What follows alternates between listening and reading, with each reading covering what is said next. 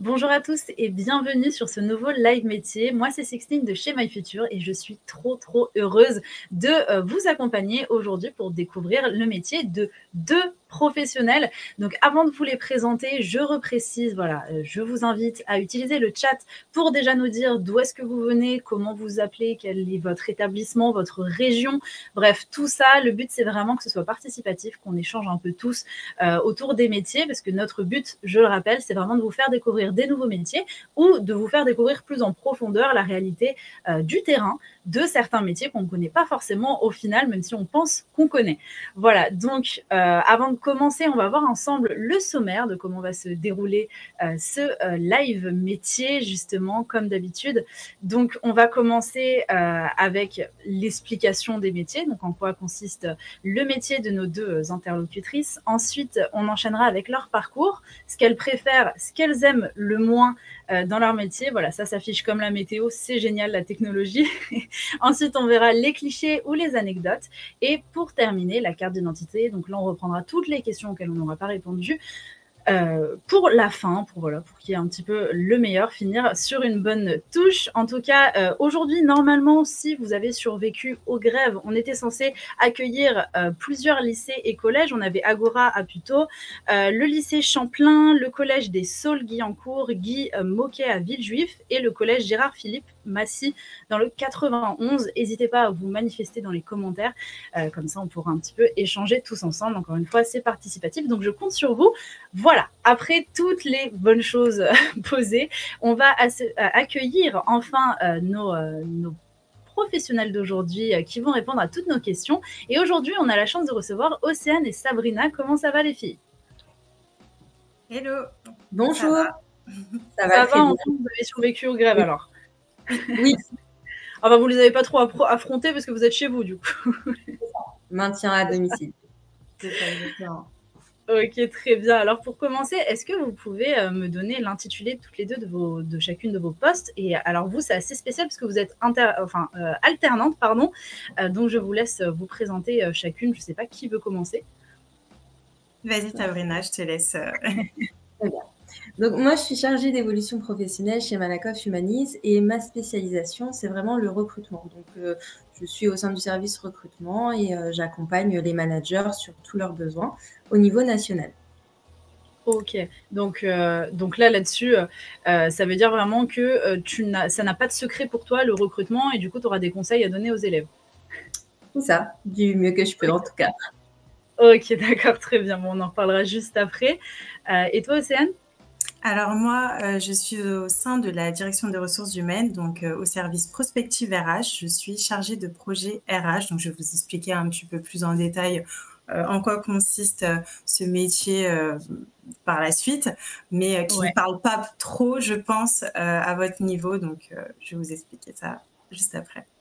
Trop bien, bon, j'ai hâte d'un peu mieux connaître tout ça. Donc dans le chat, tout le monde dit bonjour. Il y a Kylian qui nous dit ça a l'air bien l'alternance, on va pouvoir en discuter, c'est super. Trop cool, alternant aussi. Bah, dis donc, ça vous passionne, donc c'est bien. Vraiment, je pense que c'est vraiment un super compromis en fait, l'alternance. Je ne sais pas ce que vous en pensez les filles, mais c'est vrai de pouvoir voir un petit peu le terrain tout en même temps restant un pied dans les études. J'imagine que c'est génial parce que vous pouvez très vite voir ce qui vous plaît, ce qui vous plaît moins. C'est ça, c'est pour allier théorie et pratique surtout. Ce qu'on voit en cours, on le travaille en entreprise. Donc, c'est des cas pratiques et c'est du réel. Donc, c'est vraiment top. Oui, comme ça, c'est du concret. Ok, trop cool. Alors, je vous ai demandé de nous partager un petit peu des photos de vos univers, de vos différents travails, pour comprendre un peu mieux et expliquer avec un peu plus de détails sur quoi est-ce que, à quoi ressemble votre quotidien. Alors, je ne sais pas qui a commencé, c'était Océane, ces photos? C'est moi, c'est ça. Ouais. Ok. Est-ce que tu peux un peu commenter tout ça? Oui. Alors, donc, du coup, comme je disais tout à l'heure, je suis chargée de projet RH. Donc, une petite photo du coup de mon équipe Prospective RH. Donc, on est une petite équipe. Donc, comme son nom l'indique, chargé de projet RH, on travaille sur divers projets, mais c'est pas très parlant. On est là pour accompagner les collègues, les métiers en fonction de leurs besoins.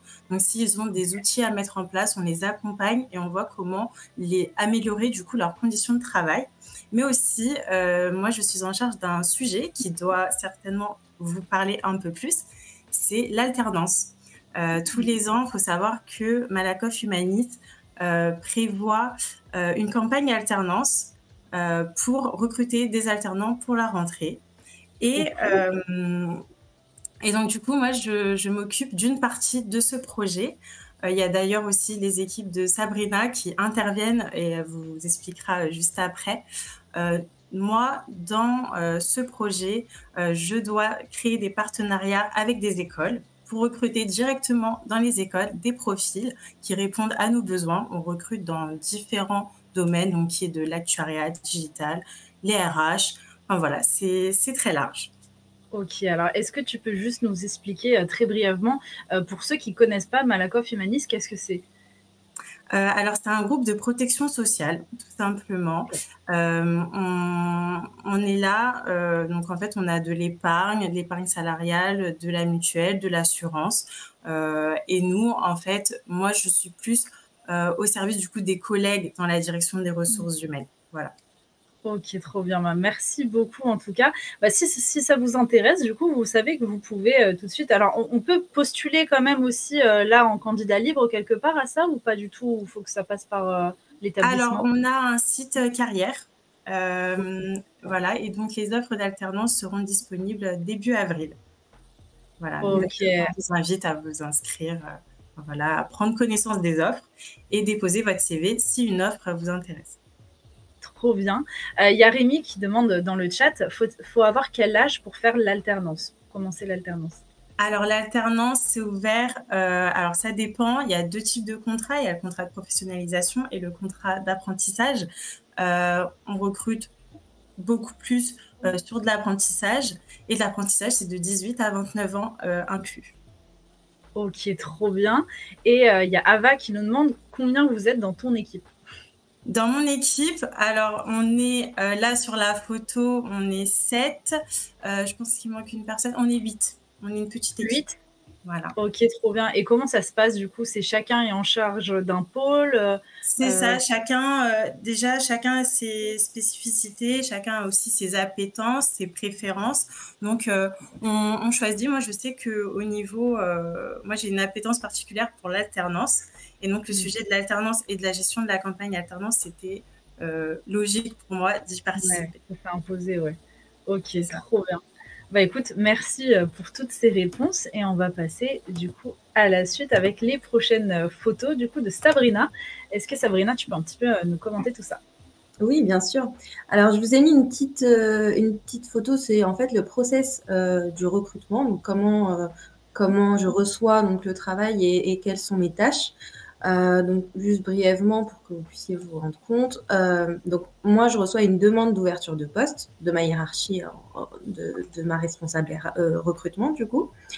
Ouais. À partir de là, je prends contact avec le manager parce que c'est le manager qui a ce besoin et c'est lui mon client pendant ce recrutement.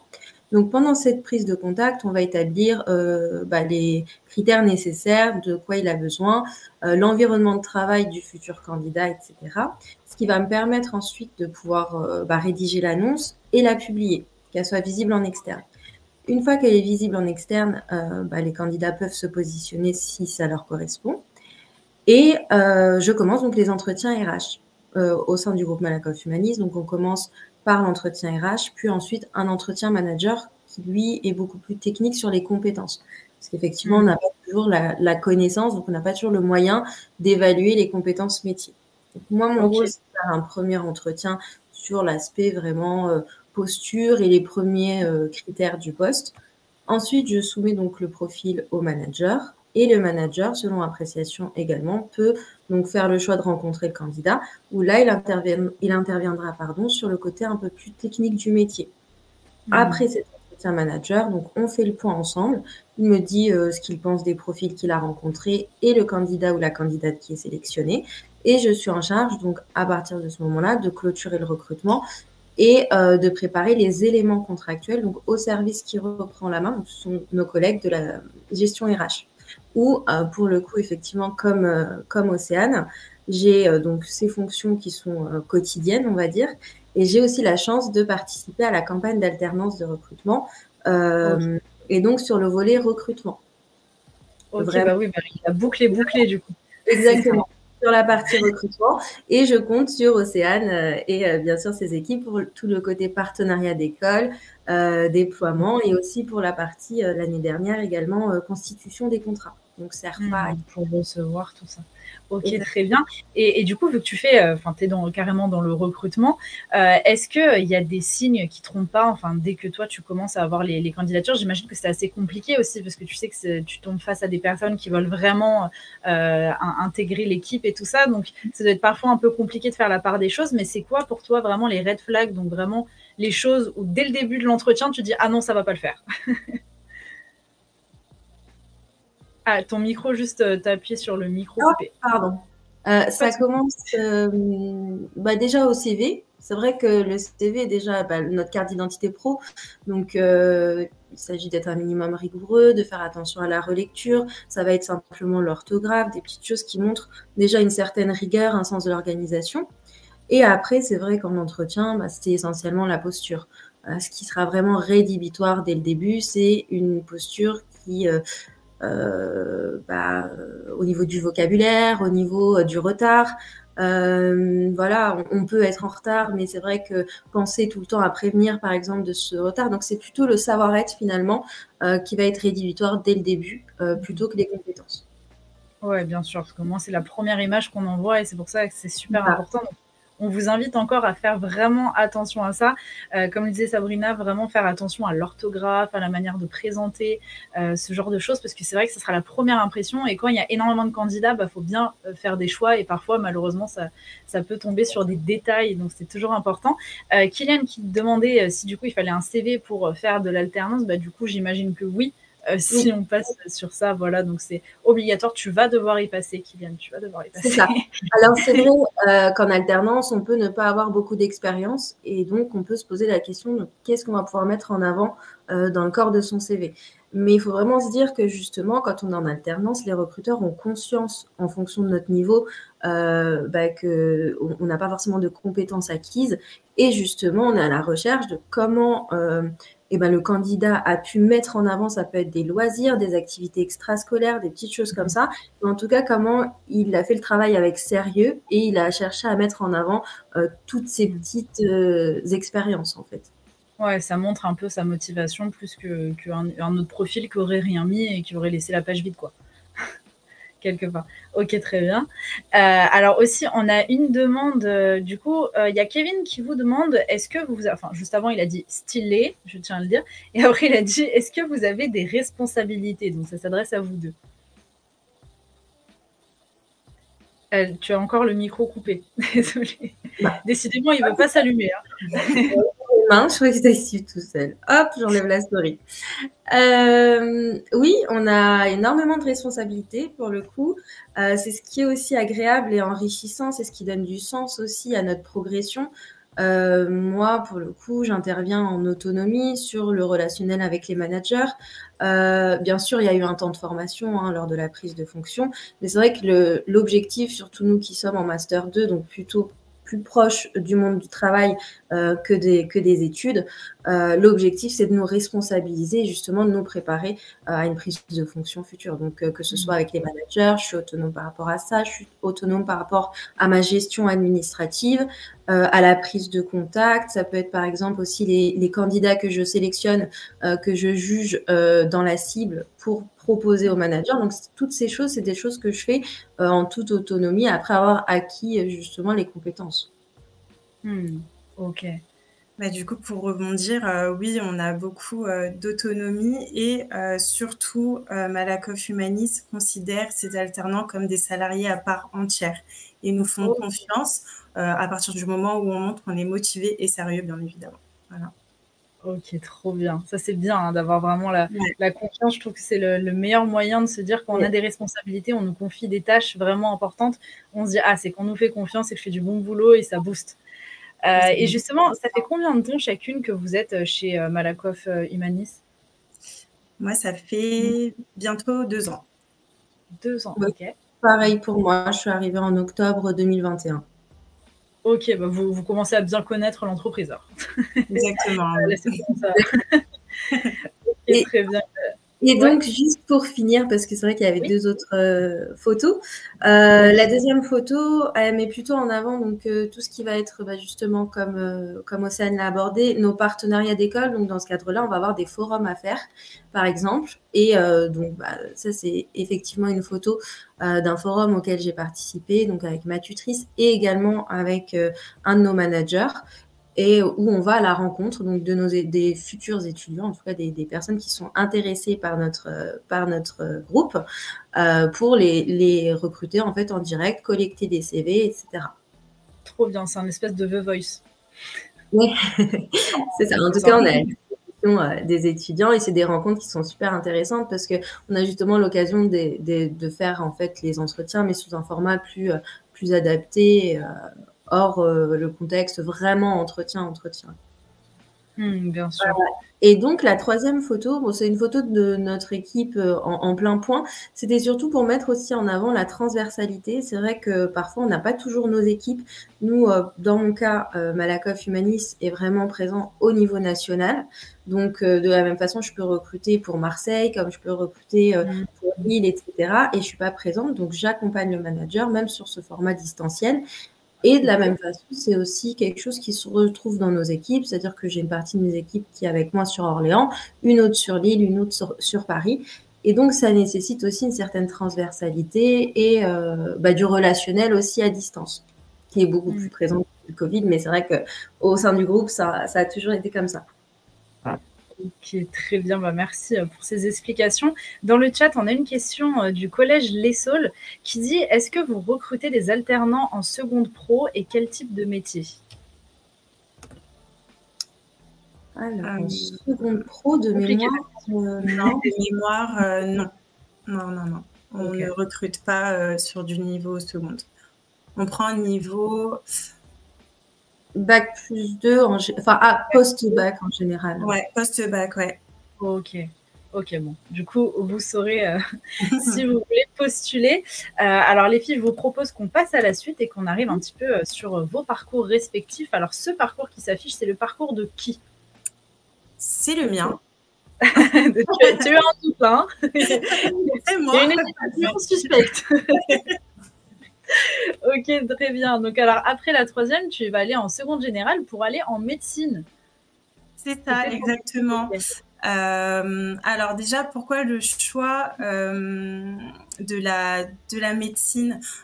C'est parti en fait d'un stage de troisième que j'ai fait dans une pharmacie. Donc voilà, je savais pas trop exactement où faire mon stage, mais au final, j'ai beaucoup aimé ce domaine et je m'étais renseignée sur comment devenir préparatrice en pharmacie.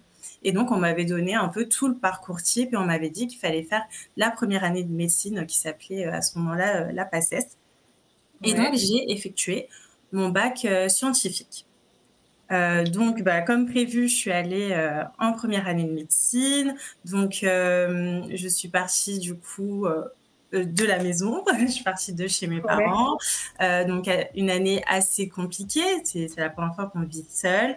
C'est pas une année facile au niveau des études. C'est des études très compliquées où il faut avoir beaucoup d'autonomie. On est jeune quand on vient d'obtenir notre bac. Donc voilà, toutes ces choses-là m'ont amené à du coup arrêter, même si j'avais validé le premier concours. Le deuxième, ce n'est pas passé. Et donc j'ai arrêté pendant un an mes études pour pouvoir réfléchir un petit peu à la suite et ce que je voulais réellement faire.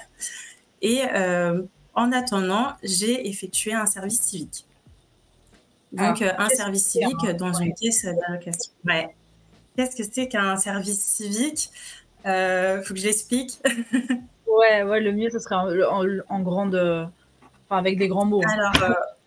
Alors, normalement, un service civique, c'est pour faire une mission un peu humanitaire. Je sais qu'il y a des personnes qui font des services civiques à l'étranger, mais aussi qui font des services civiques dans des écoles pour accompagner les ATSEM, aider dans des petits projets. Moi, du coup, il y avait un service civique à la caisse d'allocation familiale. C'était pour accompagner les personnes qui ne savaient pas spécialement se servir d'un ordinateur et donc ne savaient pas faire leur démarche seules. Donc, du coup, en fait, c'était pour être avec eux et les accompagner, les aider. Enfin voilà, il faut savoir, il y en a qui n'ont jamais vu d'ordinateur, qui n'ont jamais touché une souris. Voilà, c'était un petit peu ça. Et donc pendant 8 mois, je l'ai fait. Et donc du coup, je me suis aussi un peu occupée de la partie administrative, donc parce que quand il n'y a pas d'allocataires qui sont présents sur site, voilà, il y a du travail derrière. Donc je me suis trouvé une petite appétence pour l'administratif à ce moment-là. Donc, je me suis dirigée vers un BTS gestion de la PME, donc, dans un CFA que j'ai fait en alternance.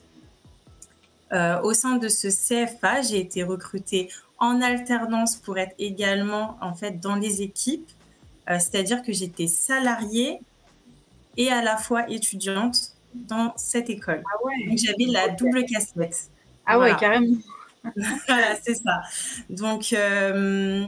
Donc voilà, donc faut savoir qu'on entend des choses dans la salle des profs. Et donc du coup, là, faut être sérieux et garder ce secret professionnel parce que voilà, du coup, on apprend des choses sur d'autres élèves et qui ne doivent pas sortir du bureau. Donc, oh là là, cette double vie. Voilà, c'est ça. Mais très enrichissant et une expérience très, très enrichissante d'apprendre le monde de la formation professionnelle. Voilà. Et donc, tout simplement, pour mon master, comme en fait, je gérais tout ce qui était relations entreprises pour du coup attirer des alternants dans l'école, bah, du coup, tout simplement, côté Malakoff Humanis, fallait du coup attirer les étudiants chez nous pour faire leur alternance. Alors, voilà, je ne sais pas si c'est clair.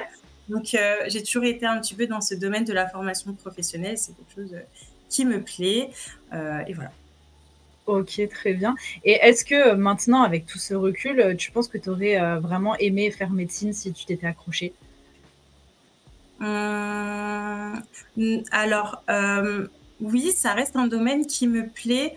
Maintenant, avec le métier que j'ai actuellement, je me rends compte que je peux concilier vie perso et vie professionnelle. Alors que dans un métier comme la médecine, ça aurait été un petit peu plus compliqué. On a des horaires décalés, on travaille le week-end. Donc voilà, c'était peut-être plus à ce niveau-là où je me suis dit, bah, au final, heureusement que je l'ai pas fait parce que j'aurais peut-être pas tenu sur la durée. En tout cas, je trouve ça beau ton parcours parce que vraiment on retrouve en fait ce côté très humain, ce côté social qui te plaît et ça se voit que c'est une vocation chez toi. Et donc c'est vrai que c'est pas aussi décalé entre guillemets du changement de voie que tu as fait. C'est pas si, enfin, il y a une logique, je veux dire. Il y a un rouge. Ouais. Au final, il y a les ressources humaines, c'était la médecine. Voilà, ça colle un petit peu. C'est assez cool. Ok, bah, très bien. En tout cas, merci pour tout ça. Voilà, il y a Ava sur le chat qui nous dit grave cool. Donc voilà, ton parcours est grave cool. Pour reprendre ce mot. Donc on va passer à l'autre parcours. Est-ce que tu peux nous le commenter? Donc tu as commencé avec une seconde générale, mais tu ne savais pas encore ce que tu voulais faire. Exactement. Ouais. C'est ça. Donc, en arrivant au bac, je ne savais pas comment me projeter encore et je ne savais pas quelle voie suivre. Donc, j'ai choisi le bac ES qui était à l'époque, il y avait une spécialité à choisir, donc qui était le plus large en fait, qui permettait une orientation plus large après. Ouais. Donc en 2013, j'ai obtenu mon bac ES. J'ai fait une première inscription donc en BTS GPME parce que j'ai tout de suite voulu avoir un cursus en alternance. Comme c'était assez flou pour moi, je voulais tout de suite avoir une première expérience du monde du travail pour me permettre justement de faire mon choix par la suite. Oui, pardon. Excuse-moi, la GPME, qu'est-ce que c'est? Alors, c'est gestion des petites et moyennes entreprises. D'accord, ok. C'est plus clair. C'est comme avant, c'était assistante de gestion, je crois. Ouais. D'accord. Ok, merci. Je te laisse continuer. Donc, comme je n'ai pas trouvé d'employeur à l'époque, je me suis orientée en fac de gestion pour ne pas perdre l'année. Je me suis rendu compte que je n'aimais pas du tout par rapport au format, en fait. C'est des amphithéâtres. C'est vrai qu'il faut être déjà assez passionné, je pense, par la spécialisation choisie en fac pour pouvoir travailler soi-même et être un minimum aussi organisé.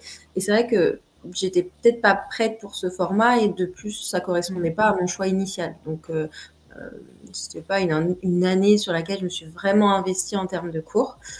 Et donc, j'ai retenté les inscriptions à la rentrée suivante et j'ai trouvé donc une alternance chez ADECO, qui est une agence de travail temporaire, une agence intérim. Et en fait, c'est là que j'ai découvert la fonction des ressources humaines, donc par le recrutement aussi. J'ai commencé à l'accueil, bien sûr, parce que bon, j'avais pas vraiment de compétences au début. Donc, pareil, j'ai été prise vraiment sur des compétences de savoir-être plus que des compétences vraiment techniques. Et puis, je suis montée en compétences progressivement. Donc, j'ai fait de l'accueil, j'ai commencé à renseigner des candidats, etc. Et petit à petit, j'ai commencé à recruter, donc en binôme avec ma tutrice de l'époque, etc. Et c'est vrai que je me suis découverte une vraie appétence pour le domaine, accompagner voilà, les personnes dans une gestion de carrière, dans le sens où trouver un emploi, etc., c'est enrichissant. Et j'ai voulu continuer donc sur cette voie. Sauf que faire ma licence sur Lyon. Et pareil, je suis rentrée dans un schéma de recherche d'entreprise. Et c'est vrai, quand on n'est pas sur la région et qu'on est domicilié en région, moi je suis en région orléanaise, pareil, j'ai pas trouvé d'entreprise parce que il y avait pas forcément de projection de leur part de se dire je vais pouvoir m'installer sur Lyon rapidement, etc. Donc c'était assez compliqué. Ouais. Et j'ai fait le choix de trouver un emploi, donc pour vraiment avoir une réelle expérience en dehors de l'alternance, une réelle expérience professionnelle. Et donc, j'ai candidaté chez Malakoff Médéric à l'époque. Donc, c'était avant notre fusion. Donc, aujourd'hui, on est Malakoff Humanis. Avant, donc, il y avait 2 groupes de protection sociale scindés. Et moi, j'ai été recrutée donc, chez Malakoff Médéric sur un CDD du coup qui a été renouvelé. Donc, c'était un tout autre métier, un tout autre domaine. On était sur le domaine de la retraite complémentaire. Un domaine que je connaissais pas du tout. Je sortais d'un bac+2, je savais pas du tout ce que c'était que la retraite. Pour le coup, il y a eu un temps de formation donc de 2 mois. Et puis j'ai relevé le challenge de me dire, de savoir si j'en étais capable. Donc ensuite, on a intégré les bureaux. J'ai beaucoup appréhendé parce que c'est vrai que c'était vraiment un domaine nouveau. Et ça s'est très bien passé. Donc ils ont renouvelé mon contrat jusqu'en 2019. Et donc, en 2019, j'avais toujours pour objectif, donc c'est vrai, cette formation en ressources humaines. Donc, j'ai pas changé d'avis ni perdu en motivation. Et donc, je me suis réorientée vers cette fois-ci un titre professionnel, assistante de ressources humaines. La différence entre le titre pro et les BTS, par exemple, ça va être essentiellement que c'est orienté plutôt sur un format adulte. Donc, c'est plutôt pris en charge en fait par le ministère du Travail. Et au niveau de l'apprentissage, on est vraiment sur un apprentissage comme si on était en poste. Il n'y a pas vraiment ces formats d'apprentissage de définition, des choses comme ça. On est vraiment sur de l'opérationnel directement. Et ça m'a permis à cette période, donc, au moins d'avoir les compétences RH, puisque c'est vrai que le BTS GPME était assez polyvalent. Là, je me suis plutôt spécialisée en RH. Et puis, en fait, j'avais un double BTS au final. Ensuite, donc, j'ai continué en bachelor ressources humaines parce que j'ai trouvé un employeur cette fois-ci. Et pareil qu'Océane, j'ai occupé une double casquette parce que j'ai été recrutée donc, par l'école au sein de laquelle je m'étais inscrite pour être assistante de recrutement et admission des élèves. Donc, j'étais en binôme avec ma responsable et la petite particularité que j'ai eue sur ce poste, c'est que finalement, la responsable qui m'a recrutée, qui m'a fait passer l'entretien, etc., n'a pas pu continuer. Donc, je me suis retrouvée à prendre en charge le pôle pendant mon alternance. Donc, juste ça, quoi. Un petit peu d'appréhension, mais au final, ça a été une des meilleures expériences dans le sens en termes de richesse et de montée en compétences, parce que c'est vrai qu'il faut avoir la question.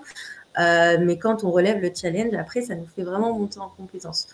Donc, j'étais en alternance, j'avais en charge donc 2 écoles sur Orléans et 2 écoles sur Paris, niveau donc BTS, et après sur le côté école de commerce, donc de bachelor jusqu'à master 2. Ok.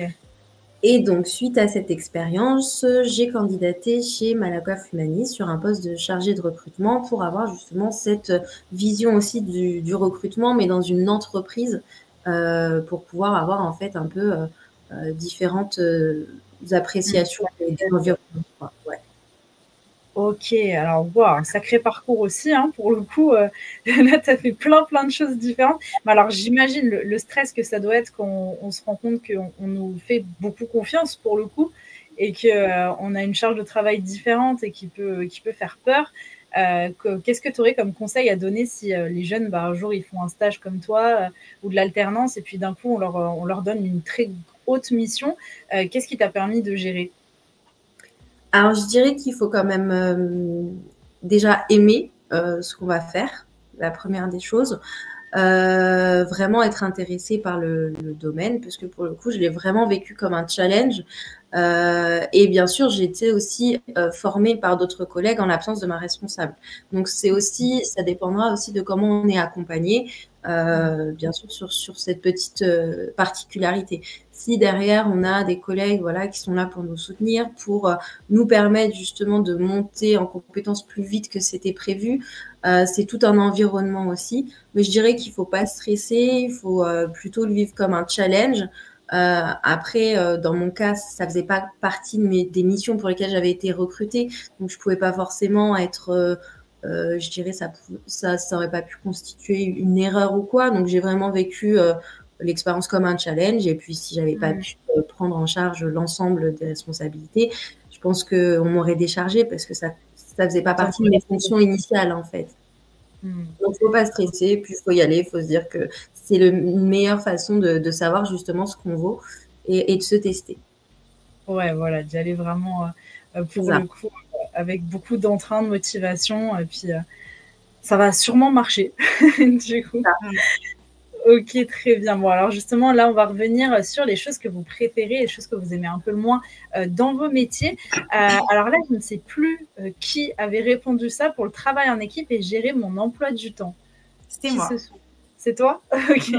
Est-ce que tu peux un peu m'expliquer tout ça? Alors, comme j'expliquais tout à l'heure, nous, on travaille sur divers projets et donc, travailler en équipe sur du projet, c'est indispensable. Chacun a son expérience, chacun peut apporter ses connaissances, on ne peut pas avancer seul.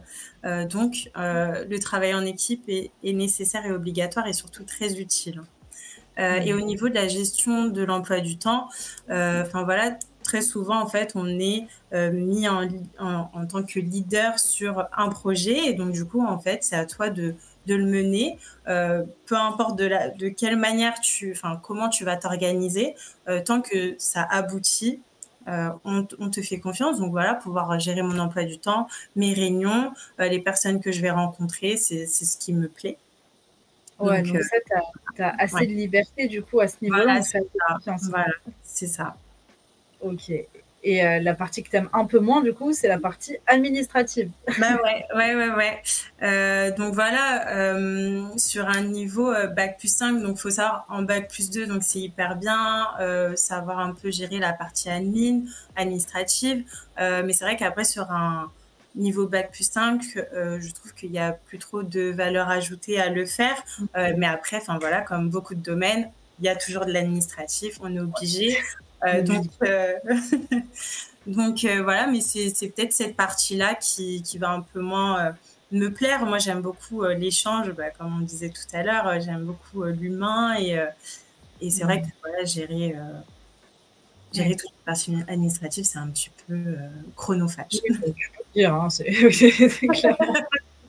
Alors, je me demande si un jour on arrivera à trouver, bon, pour ceux qui nous suivent sur les live métiers, cette case, il y a toujours l'administratif qui est mis quelque part. Toujours. Donc, là-dessus, t'inquiète pas, ça arrive toujours. Et je me demande si un jour ça passera dans l'autre côté, ça repassera sur ce que tu préfères dans ton métier. Je me demande si on trouvera cette personne unique au monde, visiblement. Ah ça, j'aimerais bien la connaître. Je t'enverrai un message si ça arrive. Ok, très bien. Et alors, toi, de ton côté, c'était le relationnel, l'accompagnement et orientation client et se sentir utile. Oui, c'est les deux choses que je préfère dans le métier, sur le côté vraiment mission, parce que c'est vrai que je suis j'ai plus d'appétence sur le côté vraiment accompagnement, donc entretien, vraiment le moment où on est en échange avec le candidat, l'orientation client dans le sens où proposer les profils ou le profil qui correspond aussi à la demande et aux besoins du métier. Et puis, de manière générale, se sentir utile, c'était important pour moi dans le choix de mon métier de faire quelque chose qui a du sens et un sens que je perçois directement. Parfois, on occupe des fonctions qui ont du sens, mais on ne se rend pas bien compte quel est notre rôle en fait dans le process. Aujourd'hui, j'ai l'impact direct. J'accompagne des personnes pour trouver un emploi. C'est valorisant aussi parce que c'est une question aussi de caractère et de personnalité. Je suis contente des fois de me dire que la personne a continué ou a été CDIsée ou déjà ça donne aussi une valeur à son travail puisqu'on a su recruter, mais on est aussi heureux pour la personne qui a le poste qu'elle souhaitait ou arrive à monter en compétence ou à être CDIsée carrément dans notre groupe. Donc c'est valorisant en fait. C'est vrai que ça doit être génial, ça, de se dire, une fois que tu recrutes quelqu'un, de te dire « Ah, en fait, elle se plaît, les supérieurs, ils sont super contents. Oui, il y a des retours positifs, même parfois on les croise et ils sont contents. Donc, on contribue quand même d'un côté positif, en fait. Bah ouais, c'est clair. Ouais, ça, j'imagine. Il y a aussi des côtés un peu moins sympas. Qui vont être surtout en lien avec les imprévus. Par exemple, ça va être essentiellement, pareil, une personne qu'on a accompagnée, avec qui on a pris du temps dans un entretien, etc., qu'on a proposé au manager, à qui on a fait un contrat et qui, par exemple, le jour J ne viendra pas sans nous prévenir, sans nous dire pourquoi, sans même répondre au téléphone parfois. Et c'est le côté qui est un peu moins cool parce que justement, quand on est un recruteur qui, du coup, vraiment donne du sens à son métier, on se dit qu'on fait le meilleur pour accompagner cette personne et puis qu'en retour, elle n'a pas le même engagement ou ni même correction envers nous. Donc, c'est le côté effectivement un petit peu moins sympa. On doit être déçu dans ces cas-là, j'imagine. C'est ça. On s'investit et puis le retour n'y est pas forcément, quoi. Donc, après, ça fait partie du métier. C'est des aléas. C'est sûr. On doit apprendre à gérer, on va dire. Et la deuxième chose, ça va être les retours négatifs. C'est vrai que sur un entretien, effectivement, on est content d'annoncer le retour positif au candidat qui a été sélectionné, mais de la même façon, il y a aussi des personnes qu'on a accompagnées jusqu'à l'entretien manager, mais qui seront refusées. Et c'est aussi ce côté, d'expliquer aux candidats pour qu'ils puissent aussi apprendre de leurs erreurs, etc. Et travailler leur prochain entretien. Parfois, c'est aussi ce côté gestion des retours négatifs qui peut être particulier en fonction de chaque personne, en fait, comment elle le perçoit, sa sensibilité, des choses comme ça. Bien sûr, mais ça, c'est bien de bien le mettre en place parce que parfois, il y a aussi des entreprises où on va aller postuler, on n'aura même pas de retour du tout. Et c'est vrai que d'avoir cette chance de pouvoir avoir des retours constructifs, en fait, sur la prestation, en fait, ça aide quelque part, ça permet d'avancer parce que comme on dit, c'est reculer pour mieux sauter quelque part. C'est ça. On essaie de toute façon, on assure un retour à tout le monde et c'est vrai qu'on tient vraiment à donner les réelles raisons du retour négatif, en fait. Sinon, c'est pas très instructif pour la personne. Dans le chat, il y a Marine qui dit « c'est vrai ». Voilà. Donc, si Marine le dit, c'est que c'est vrai.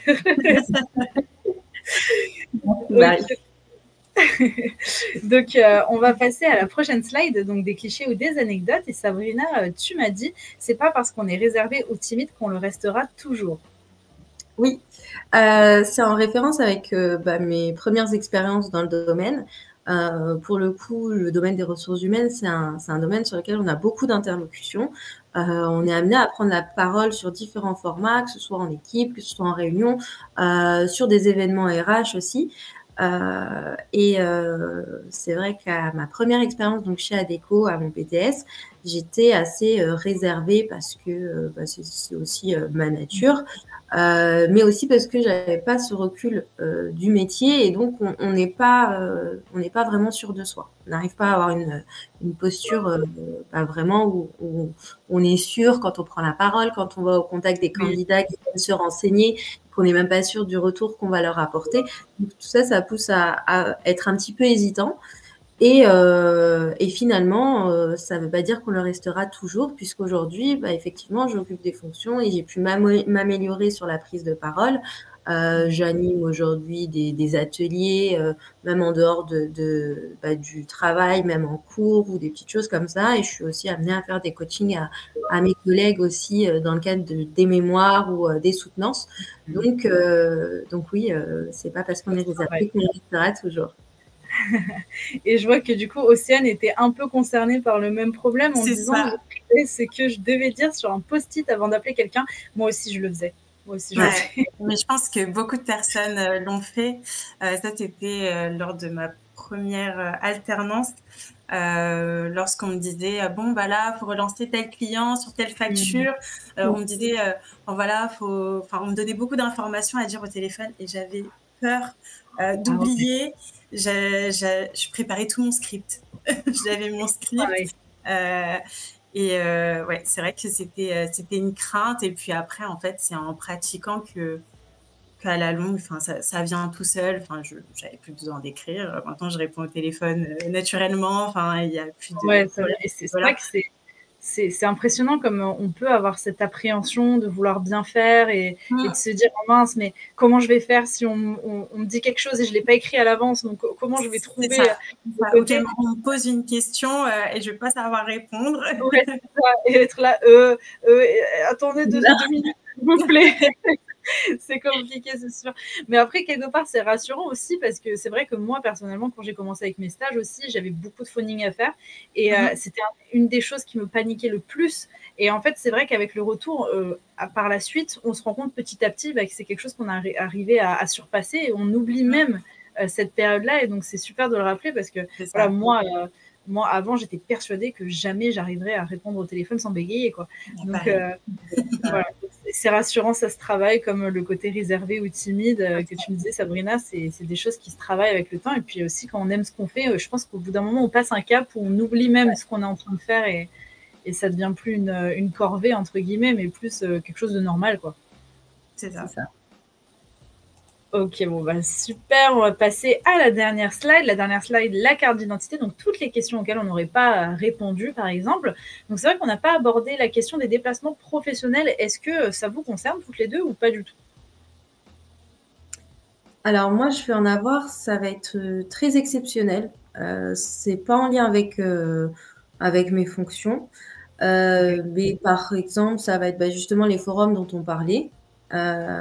Ou alors les séminaires où, par exemple, on va tous ensemble se retrouver, la direction des ressources humaines. Et dans ce cadre-là, je vais monter sur Paris, par exemple, en déplacement. Mais c'est pas quelque chose de quotidien. Ok, pour toi, Pareil que Sabrina, on se déplace pour les séminaires. Là, moi, je vais être amenée à les accompagner sur les forums. Mais sinon, non, c'est pas la base de notre métier de se déplacer. Ok, très bien. Bon, les horaires, les week-ends, jours fériés, les vacances, j'imagine que c'est de l'alternance, donc c'est assez quadrillé de base. Il n'y a pas d'exception. Au niveau du relationnel, bon, ça, on en a parlé. Le côté aussi travailler en groupe, c'est important, en équipe. Est-ce que vous avez des choses à rajouter sur ces thèmes-là ou on passe aux prochaines questions? Non, pas d'autres choses à ajouter. Ok, très bien. Rien à ajouter non plus. Je mettrais juste en avant qu'effectivement, pour le côté horaire et alternance, c'est vrai que c'est carré. On a la chance au sein du groupe Malakoff Humanis de pouvoir organiser notre temps horaire, tant que bien sûr on respecte la formule initialement prévue au contrat, mais on est très autonome sur la gestion de nos journées, tant que pareil, on respecte nos obligations métiers, les points, etc. On n'a pas vraiment d'heure d'arrivée, d'heure de départ pour cadrer vraiment notre. Donc, c'est vraiment très agréable. Hein. C'est le petit plus. On se sent tout de suite autonome, quoi. C'est ça. Ok. Et au niveau de la rémunération, il y a des grilles de salaire sur l'alternance. Comment ça se passe? Oui, il y a une grille de salaire. Donc, au niveau du service public, donc c'est basé sur un pourcentage du SMIC. Mais il faut savoir que chez MH, on a un salaire qui est revalorisé. C'est-à-dire qu'on se base sur la convention collective. En fait, on a on a un montant plus avantageux que les autres alternants. Voilà. C'est génial. Voilà, c'est ça. Alors, les horaires, on peut les ajuster. La rémunération est meilleure. Vous avez choisi le bon filon, là. Totalement. C'est ça. Il y a Kylian, d'ailleurs, sur le chat qui nous dit « J'aimerais bien organiser mes horaires aussi. » Tu sais où aller maintenant, Kylian? Ah oui, oui. À partir du 1er avril, on vous attend. On vous attend. Ouais, c'est ça. Et enfin, dernière question, au niveau des langues étrangères, est-ce que c'est vraiment un plus de savoir parler anglais? Est-ce que c'est une obligation ou au contraire, c'est pas très grave si on parle pas anglais? Alors chez Malakoff Humanist, chez Malakoff Humanist, ce n'est pas obligatoire. Enfin, on est national, donc on n'a pas besoin de langue étrangère. Maintenant, je le conseille pour d'autres postes. Chez Malakoff Humanist, non, mais ailleurs, oui. Les langues, c'est très important, surtout l'anglais. Ok, et Sabrina, qu'est-ce que tu en penses pour toi? Je rejoins Océane parce qu'on est un groupe qui est vraiment présent que sur le territoire national, donc on n'a pas vraiment besoin de langue étrangère, c'est pas exigé. Maintenant, dans le cadre de la fonction RH, de manière plus générale, c'est pas toujours le cas et ça donne toujours une plus de richesse à son profil d'avoir des bases en anglais. Bien sûr. Ok, merci beaucoup les filles. En tout cas, est-ce que vous avez un dernier message à faire passer aux élèves qui nous regardent aujourd'hui? Oui, moi alors ça c'est semblant. Comment? On va l'assumer, hein, vous savez. J'ai pas entendu, pardon. Je disais qu'il y avait eu une petite coupure, un petit blanc. C'est le temps de réfléchir. C'est ça. Non, moi je dirais que oui, c'est essentiel de prendre le temps de trouver sa voie. C'est essentiel de se tromper aussi. On le dit pas souvent, mais c'est essentiel d'aller voir même des domaines qui nous intéressent pas comme ça de prime abord. Parce que même si le domaine ou même l'expérience au final ne nous plaît pas, on en apprend toujours quelque chose ou on découvrira peut-être une chose du domaine qui va nous amener vers autre chose et c'est comme ça qu'on va aussi se retrouver et savoir ce qu'on veut et ce qu'on veut pas. Donc que ce soit une expérience qui vous permette de savoir ce que vous voulez ou une expérience qui vous permette de savoir ce que vous voulez pas, c'est vraiment un temps jusqu'à peut-être 25 ans, il ne faut pas hésiter à aller chercher vraiment partout et se faire sa propre idée de chaque chose. C'est vrai, c'est hyper important, comme tu disais. Au pire des cas, même si vous n'aimez pas du tout un domaine, vous saurez là où vous ne voulez pas aller. Et ça, c'est important. Et on le saura suffisamment tôt, à une période où ça n'a pas trop d'impact, plutôt que de s'engager sur la fonction plus tard et d'avoir plus de mal à changer de fonction, en fait. Ce sera plus difficile après, ok. Et Océane, est-ce que tu as un mot aussi à partager ou tu rejoins sur le coup Sabrina? Là, je rejoins vraiment Sabrina sur ce qu'elle dit et au pire des cas, si vous vous trompez, vous inquiétez pas, vous allez pouvoir rebondir très facilement. Donc voilà. Vous êtes encore jeune. C'est ça. Franchement, ne vous mettez pas la pression. Je sais qu'on a beaucoup la pression au collège, au lycée, mais vous inquiétez pas. Vous allez trouver votre goupiller. Ok, très bien. Merci les filles. En tout cas, je sais que des fois, c'est pas facile de se libérer. Et puis, l'exercice n'est pas facile non plus de prendre la parole en public, entre guillemets. En tout cas, merci encore d'avoir pris ce temps et d'avoir un petit peu passé du temps avec moi pour répondre à toutes mes questions. Merci à vous aussi, depuis chez vous ou depuis les collèges et lycées qui participaient, d'avoir participé. J'ai vu qu'il y avait pas mal de questions. Ça fait toujours super plaisir. N'hésitez pas à aller voir sur notre site les prochains live métiers, les horaires et tout ça. Il y a toujours plein de choses. On vous prépare toujours plein de choses chez MyFuture. En tout cas, je vous souhaite une très belle fin de journée et je vous dis à très vite. Au revoir à tous.